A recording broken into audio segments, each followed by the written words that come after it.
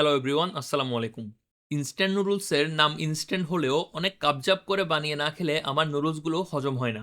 Instant noodles নতুন কিভাবে বানিয়ে খাওয়া যায় তা নিয়ে মোটামুটি অনেকেই গবেষণা করে। আজকে শেয়ার করব এরকমই একটি গবেষণার ফল। আজকে বানাবো ক্রিমি ইনস্ট্যান্ট নুডলস। প্রথমে একটা বাটিতে নিব 2 টেবিল স্পুন মেয়োনিজ।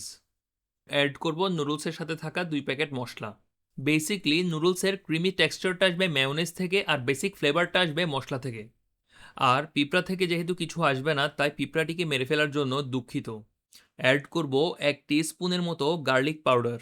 যদি গার্লিক পাউডার বাসায় না থাকে তাহলে কঠিন তরল বা বায়বীয় গার্লিকের যে কোনো ফর্ম অ্যাড করলেই হবে। সাথে অ্যাড করব 1 টি স্পুনের মতো মরিচের গুঁড়া, 1 টেবিল স্পুন সয়া সস, সাথে 2 টেবিল স্পুন টমেটো সস।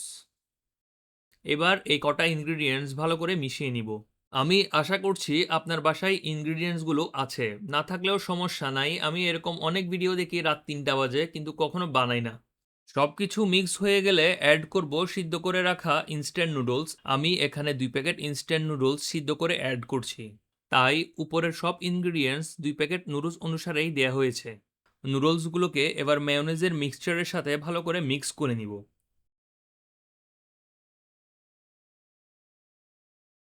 আরেকটা প্লেটে ট্রান্সফার করে নিব যাতে নুডলসগুলো দেখতে আরেকটু সুন্দর লাগে, কিন্তু দেখতে আগের প্লেটেই হয়তো বেটার মনে হচ্ছিল।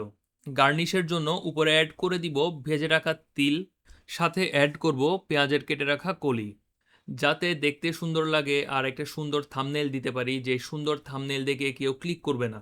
যাই হোক, ভিডিওটি দেখার জন্য ধন্যবাদ। আল্লাহ হাফেজ।